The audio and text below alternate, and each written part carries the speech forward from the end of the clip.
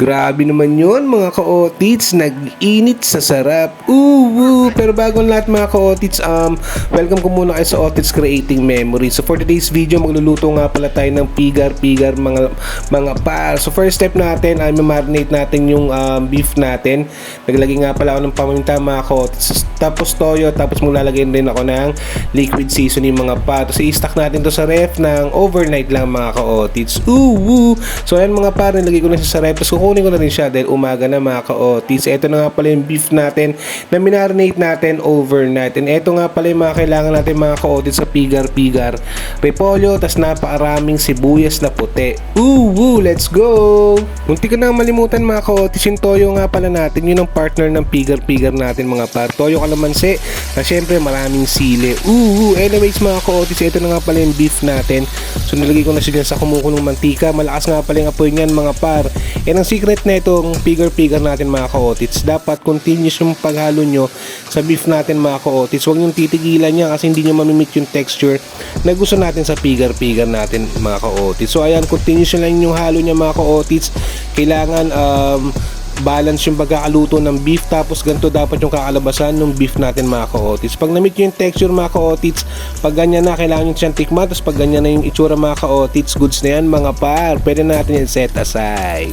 So after ng beef natin mga ka-otits, pwede na natin ilagay itong sibuyas natin na puti. So piprituhin natin siya ng bahagya lang mga par.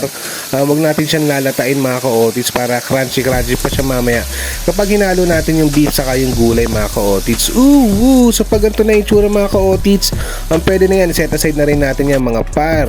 Tapos after ng mga ka-otits, ilagay naman natin itong gulay natin mga ka-otits. So sa gulay natin mga ka-otits, nagbawas ako ng mantika kasi gigisahin natin itong gulay natin. Nilagyan ko nga pala ng asin yan mga ka-otits para may lasa na rin yung gulay natin. Tapos nilagay ako ng paminta mga par. Tapos after nun, hinalo-halo ko lang mga par. And eto nga pala itsura ng gulay natin mga ka-otits. So bago ang lahat mga par, syempre i-megos-megos mo yan. Tapos after mo i-megos-megos mga ka-otits, titikman natin kung ayos na ba, kung luto na ba yung gulay natin. Dapat yung medyo crunchy rin yan mga ka-otits. Yan ang sikreto ng pigar-pigar. Then after nun mga ka-otits, ilagay na rin natin yung beef. Tapos after ng beef, ilagay na rin natin yung sibuyas na puti. Ang sarap niyan mga ka-otits. Megos-megos, tara na!